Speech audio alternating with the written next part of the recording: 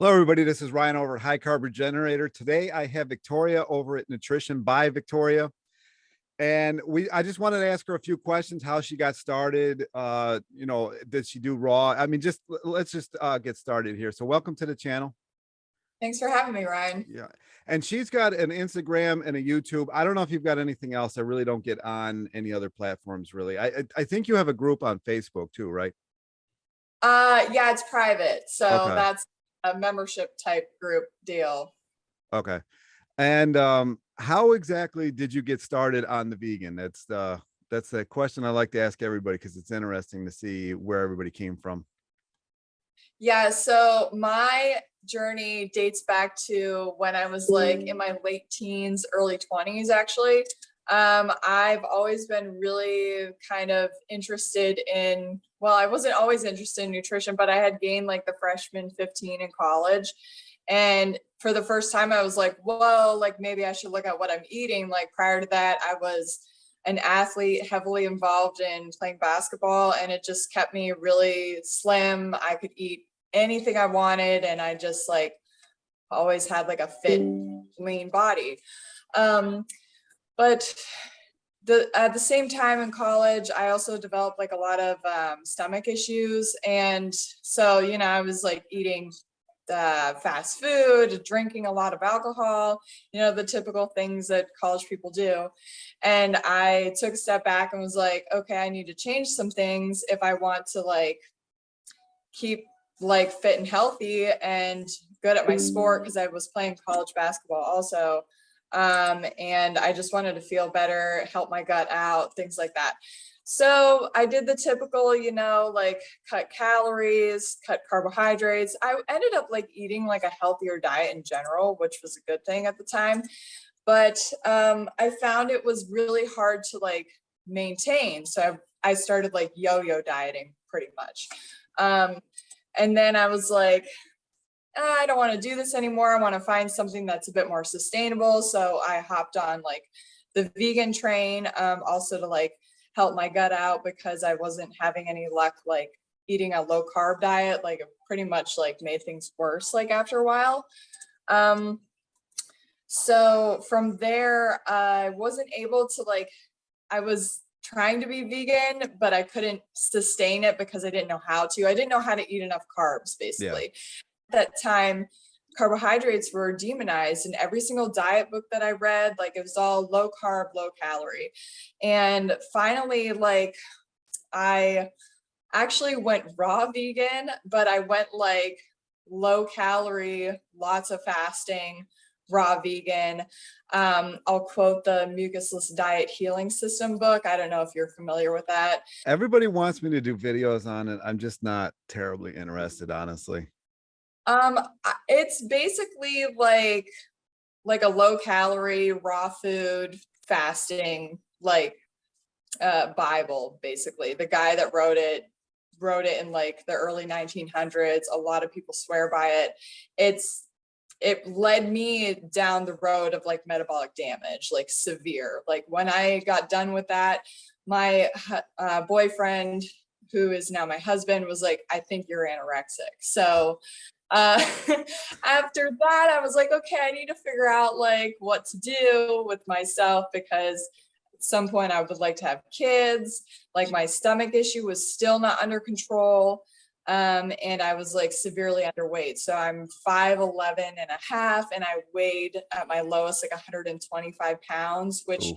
My frame isn't like completely natural. Like my weight range sits naturally more like 145, 150, which is like where it's at now. So I found Freely the Banana Girl on YouTube, and it was her video where she had eaten like 30 bananas that day and drank like a ton of orange juice too. I think it was like 2009. I think it was the date on it. Yeah.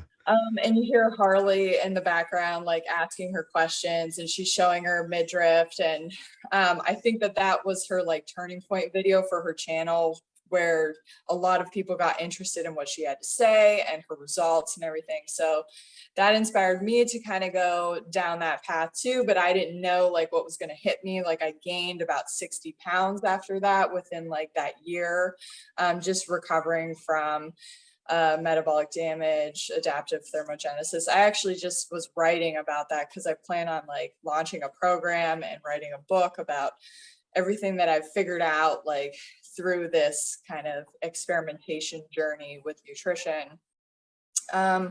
So from there, it was just fine tuning how to make the unlimited carbohydrate, high carb, low fat, plant-based vegan diet work for me. I gained all my weight eating basically raw. I don't know if people like consider juice to be raw, but it was all fruits and vegetables. And I maintained that weight gain for like 2 years before things started shifting and my weight, stabilized, and then it started down, and and now I'm here like 10 years later. So yeah, I started that in 2012, and I got pregnant with my first child in 2015. And that was when I started my YouTube channel and started my website and talking about my experience and everything. Yeah, the metabolic damage is no joke. Everybody says that it's, because it is very hard to find information on. Mm-hmm. If you get the books that Freely's always talking about, you can kind of give out information, but trying to find it on the internet, it's pretty challenging. So anybody who talks about it or writes about it's going to have kind of that corner of the market kind of to Yeah, themselves. absolutely. A lot of the people who come and find me and want my coaching are interested in what I know about metabolic damage and how to recover from it. Actually, Neil Barnard, the medical doctor, he has written a lot of books about, high carb, low fat, plant-based diets and stuff. And in his material, you can find information about metabolic damage. He doesn't like specialize in that, but he does write about it and how low calorie diets do result in a lowered metabolic rate, and that can persist, weeks, months, years after the fact, depending on your genetics and how badly you abuse your body. So, and then he writes about how a high carb, low fat, plant-based vegan diet can help to reverse it and get you back to where you want to be. Now you're not raw anymore, right? I've watched your videos. You now, would you ever go back to raw? No. Raw for me, I have a congenital gut disorder. It's gastroparesis combined with IBS. And I had that diagnosed when I was like 18 after I was having a lot of problems, but I remember having problems as a kid. And so initially, raw helps, like especially fruit helps with the gastroparesis side, but starch helps with the IBS side. So I have to do both in order to keep my gut like happy, my belly nice and flat, and just feeling my best. So, and that's what I encourage everybody to do, is kind of like figure out what works the best for you within the high carb, low fat, plant-based vegan umbrella. For some people that is being all raw. But I don't think that anyone should become dogmatic in like raw is law type way or starch solution is law type way. Like there's a lot of variety and a lot of ways of doing this, style of diet that can benefit anyone based on their circumstances. So I had to figure that out for me. I think that if I would have, like, what I do is follow raw till 4. So I'm raw all day long. And then at night I eat a big starch meal. If I would have like found if raw till 4 would have been a thing when I first started this way of eating, I think I would have had better success with my metabolic recovery, because I think I had a hard time eating enough raw foods.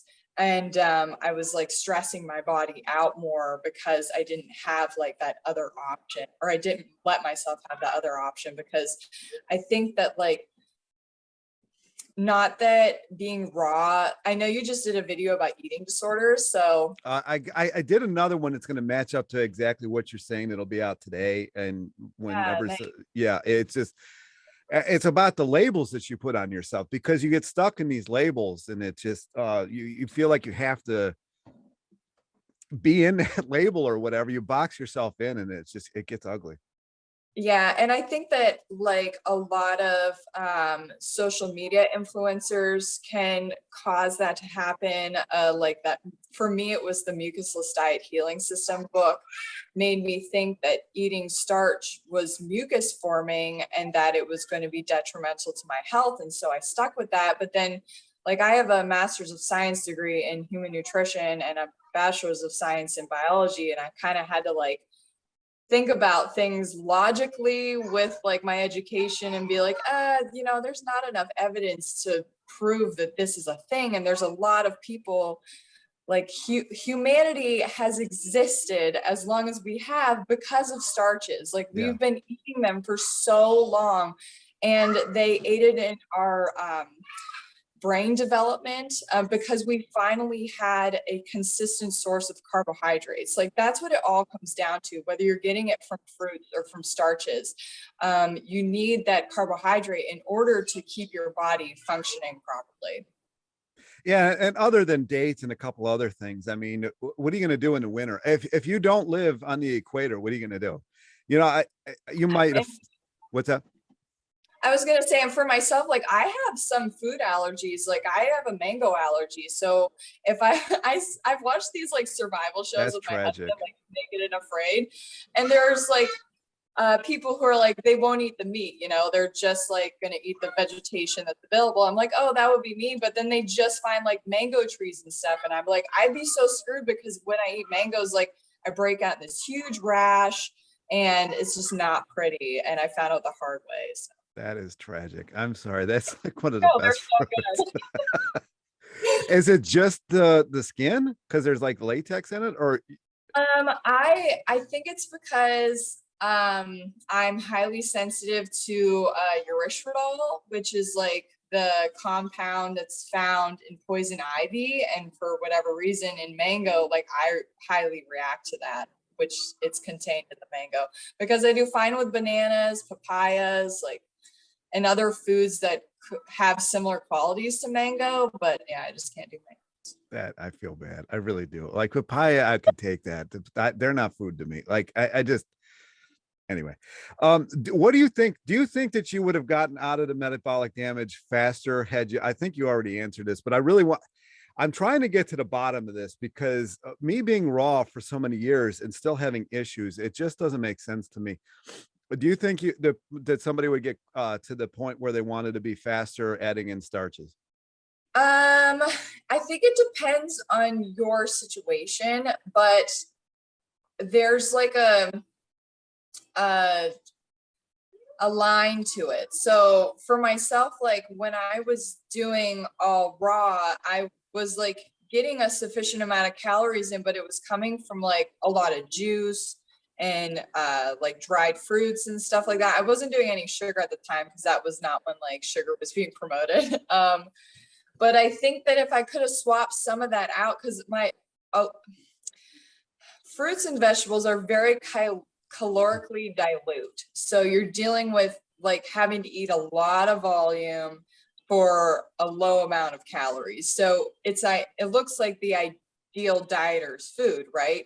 And they're healthy foods. You want to be able to eat them. And most people who eat a raw food diet are able to eat and have good quality fruit all the time, because that's what it comes down to calorie wise, is having enough fruit, right? Or you're going for like the nuts and seeds, which I personally can't like digest well, so I never got into that. So I was stuck with like the really high calorie density like juices and dates and stuff like that, which I enjoy eating, but like I couldn't eat. I was eating a lot of it in order to make up for like the lack of calories I was able to get in from like the fresh fruits and vegetables, right? Whereas if I was able to add starch to that mix, like some rice and potatoes, then I think my diet would have just been better balanced for me personally, like from an energy standpoint, where my body is not like, okay, I'm not getting enough calories and now I'm getting heaps of calories. And it was like almost like I was yo-yoing even while I was recovering, because just out of not having calorie sufficiency, or not calorie sufficiency, but just like some days I had enough calories and some days I didn't, depending on food quality and fruit availability and things like that. So I think that like all the plant-based doctors in their methodology include fruits, vegetables, starches, and legumes. And there's a reason for that. And I think it allows somebody to eat enough calories, like without having to ever like shock the system metabolically because you don't have enough of something. So I think it was just based on like human evolution that these became like our primary foods. And then those are the foods that in all the studies done on plant-based diets have shown that they reverse like chronic health conditions and promote healthy weight loss. So I think that like eating raw foods is just one part of the picture, but in order for it to be sustainable, you have to add in starches. And for me, like, I don't like eating a lot of starch, so I never really have. I've tried like starch solution on a few occasions. Yeah. Sometimes I'll eat like oatmeal in the fall or winter, but I feel my best when I'm eating predominantly fruit and rice with some potato in there, some vegetables, and then like sugar, like as a topper, you know? Yeah. What do you think about food combining before I get any further? Yeah, so I've had a lot of experience with like food combining because as like a person who eats a lot of fruit, you kind of got to do that right, or else you're going to end up with a lot of gut distress. Especially if you're eating a lot of fruit. Like my kids, I watch them just like eat whatever they want all day. They're vegan, but I let them kind of eat whatever they want with under the vegan umbrella, right? Yeah. So it's a lot of like whole foods, but also like processed foods just so they get their calories in. And they can eat fruit or smoothie like whenever. So like food combining rules, I feel like are great for people who have digestive disorders or they're eating predominantly raw and a lot of fruit. So like I know that if I eat like a starch meal and then follow it with like a ton of watermelon you or can't. or a smoothie, like I'm in pain. Even Yeah. banana ice cream. Like the only time I'll ever eat fruit after a starch meal, it'll be like dried fruit. But even then I'd rather have like Sour Patch Kids or something, just because the fructose or the sucrose doesn't mess with the starch as much as the fructose does. Like Yeah. fructose is extremely like easy to digest. So that fruit just goes right through your system, like in a rapid but normal rate. And I think that when it comes to fruit, like, you know, eating your melons first, like following the like Freely the Banana Girl has, back when she was like really promoting her diet, she did like a food combining. Yeah.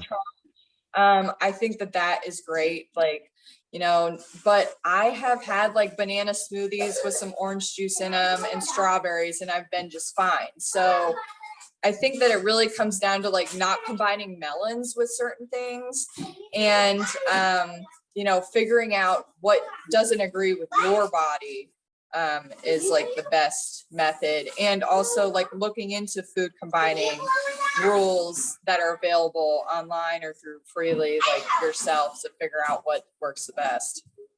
Yeah. I say with the melons, eat them alone or leave them alone. Like, Yeah, that's a good rule. yeah. When we got started on this whole raw or just fruitarian or whatever it was, fruit really tasted a lot better than it does today. I don't know if you've noticed this. I don't know if you know the fruit that you eat has had this. I don't know how people could get away with this diet anymore. You know, like a raw vegan diet and not add in sugar. I mean, what are your thoughts on that one? Yeah, the whole time I've kind of been doing this thing, like I've never been able to stay like fruitarian without dates. Like I feel like I've always gotten good quality. I've ordered from farms and stuff, but like, I don't know. I found that I have to definitely eat seasonally when it comes to fruit. Like strawberries in the wintertime taste like crap, like fresh Yeah. ones. But strawberries right now taste really good. We just went picking strawberries, so kind of had a treat with that. But they were so much sweeter than like what I get in the store.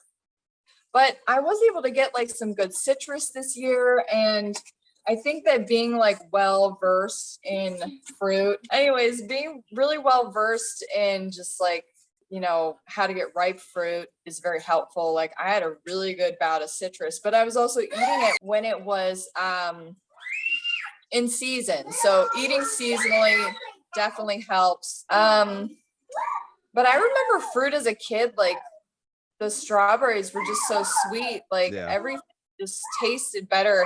And I didn't have a lot of sugar in my diet as a kid. But my mom definitely didn't restrict me, but I feel like when it came to fruit, like I just didn't need it. And so the whole concept of adding sugar to fruit now, I definitely do it when I can't eat it and that's all that's available. I try to get stuff that's sweet, but sometimes you just can't. I just did a video about sugar because I feel like people have to be, I have been like Goldilocks with sugar, like where I'm like, oh, it's too little, and then like, oh, it's too much. And I've spent a lot of time like having a lot of sugar in my diet too, and kind of like maxing that out to see what it would do, because Harley's always like, you know, more sugar, more ability to do stuff in life and as a parent and trying to like run a business and just maintain, you know, my duties as a mom. I've like wanted to see how that would work out, and it all just came down to like I had to find my balance with sugar, because you can definitely, I don't want to say you can overdo it, but for me, like I can't recover.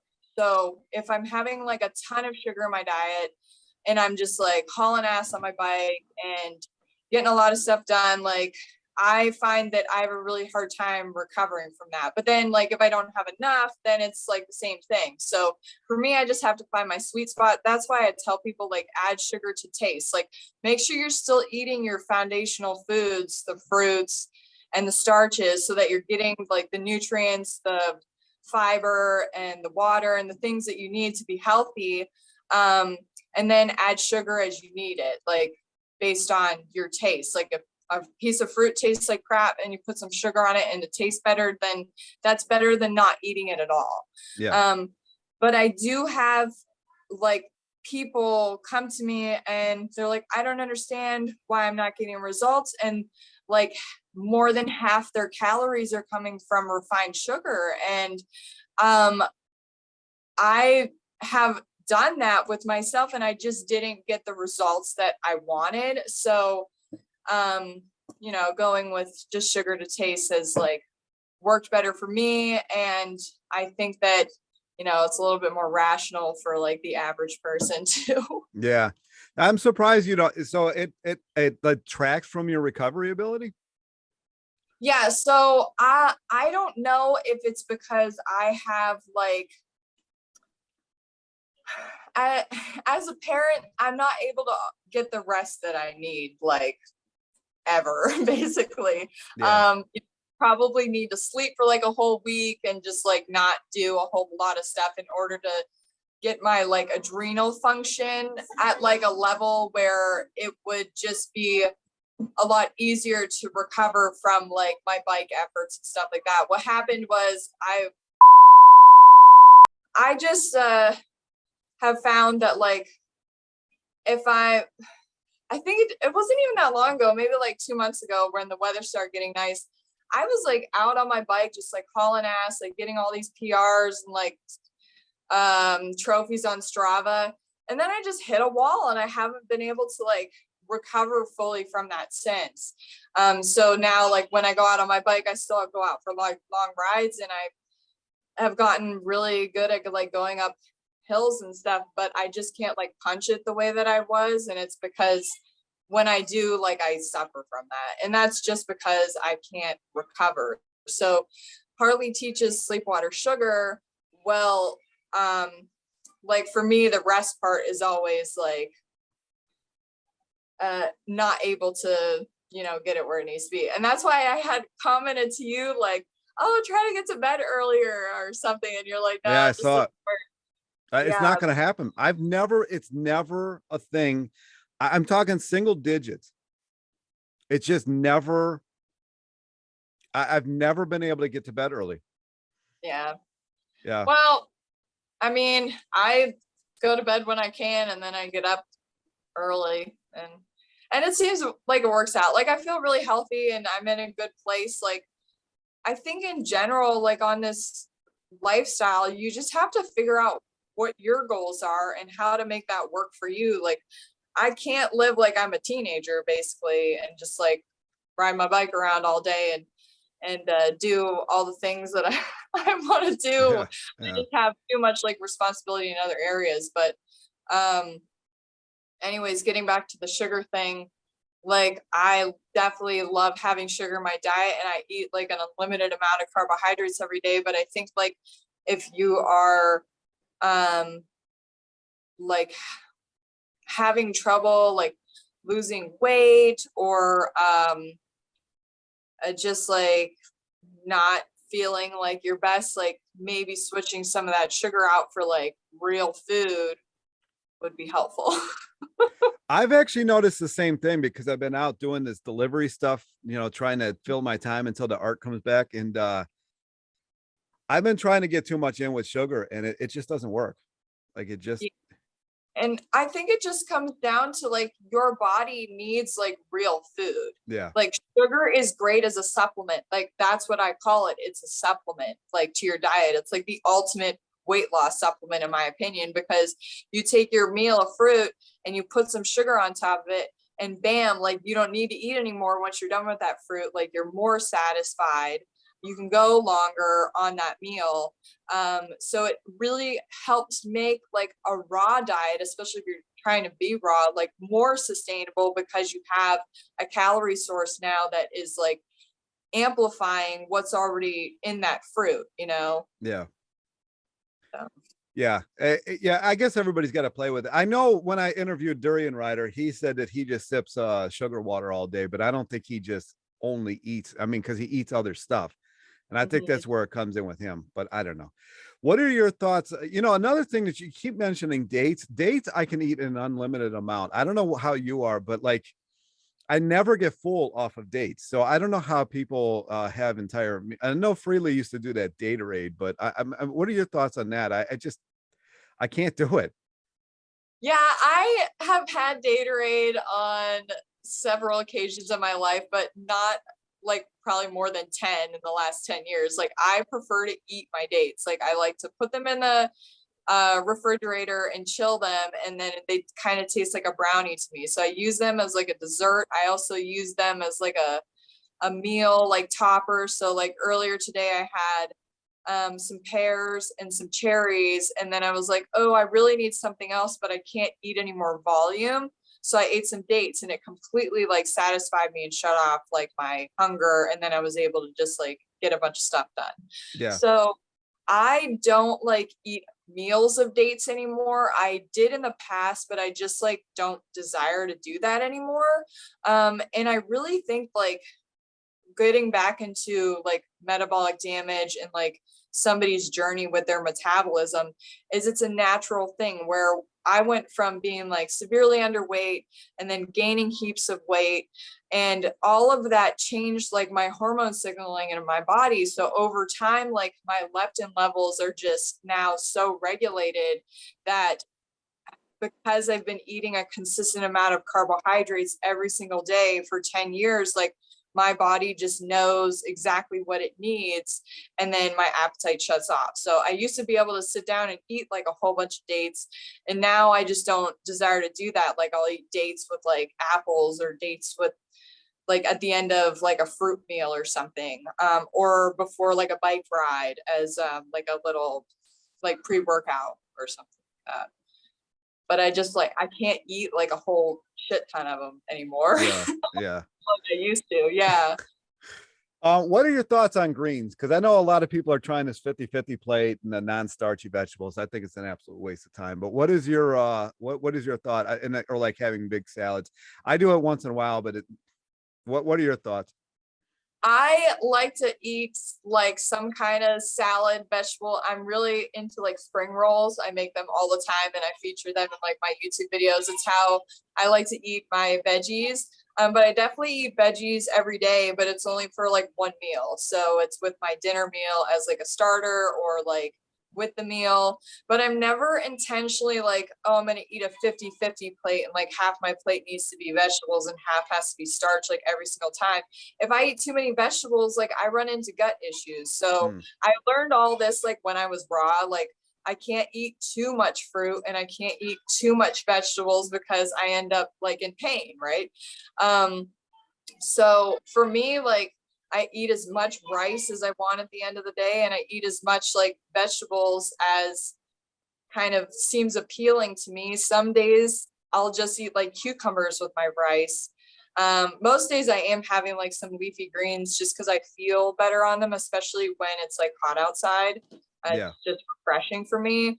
And I like the micronutrients I get from the greens. But like my intention is to just eat like intuitively, eat like, oh, this sounds good right now, like some veggie spring rolls. I'm never like, you know, you have High Carb Hannah and Plentiful Kiki, who are selling those like 50-50 meal Yeah. plans right now that are 1,500 calories. And it's like, I highly doubt that those girls are able to do that every single day. Like those 1,500 calorie meal plans, 50-50 meals, at like adding cauliflower to your oatmeal. Like, are you Yeah, it's serious? terrible. All look terrible anyway. They're all living on the stimulants too. I mean, Yeah, or like I've seen video of Kiki and Hannah where, you know, they do their meal plan like during the week, but then the weekends like cheat days, you know, where they're like going out and drinking beers and eating like heavier meals. And actually, I've talked about this in my videos a lot that Hannah has rebounded like a few times in the last 5 years at least, where oh, like more than that. Yeah. this weight and then she gains like 20-30 pounds out of nowhere and she's like, oh, it's just because I was eating all this junk food. It's like, no, you had metabolic damage from your low calorie diet. Like, and the thing is she could have the results she wants if she just like ate 500 to 1,000 more calories a day and was consistent with that, eating like, you know, fruits and vegetables and starches and beans and the having the sugar and maybe like a little bit of plant fat because I know she likes to have that. But if you did something like that and you were consistent with it, you would like probably have even better results because Yeah. your metabolism's now intact. But it takes longer and no one wants to go through the rebound. No, it's terrible. I'm in it. I think I'm finally out of it, but I'm in it now. Yeah, it's not great. You know, and No, I could it's see why people would want to get out of forever.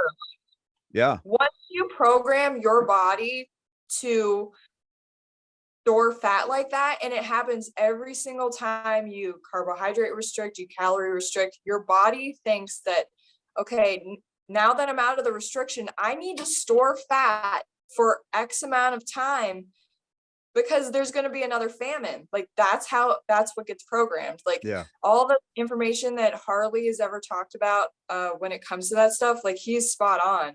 And I wish it was more like known because all of these diets that people get sold create metabolic damage, which creates like, you know, clients for me. But at the same time, like how many people have to go through that in order to realize like that all those diets are the same. They're all just, you know, starvation based and they're all creating metabolic damage, which creates, you know, big money for a bunch of industries. So it's all cycle. That's why they do it. Yeah, it's sad. It's hard to watch, especially with And this then, keto thing. I mean, like to think that everybody our obesity rates in the US are as high as they are just because people have been eating crap food is not the case. Like most people have at some point in their life like went on a diet, and especially women. Like I remember talking to my mother-in-law, and she was saying how girls back in her day would eat cotton balls to fill their stomachs Yeah. so they wouldn't have to eat real food and they could be really skinny. And then most of those women nowadays all have weight problems and health problems associated with what they did to themselves back in the day. Everyone used to smoke cigarettes. That's an appetite suppressant. My mom, she was really skinny when she was younger, and she said all she did was like smoke cigarettes and drink beer, and then she has a weight problem now, and even like eating a healthier diet because of her genetics, like it's a lot harder for her to lose weight. Yeah, it's crazy. It's crazy what people do. All right. I wanted to thank Victoria for being here. We both got to get going here. So we're going to do a part 2 of this. Go check her out. Go subscribe, follow, whatever it's called and what channel it is, whatever. And subscribe here. What's that? Nutrition by Victoria. I'll put all the stuff in the beginning of this so you can check it out. It'll be down in the description down below. And we're going to do a part 2 at some point of this. So thanks for watching, and we'll talk to you next time.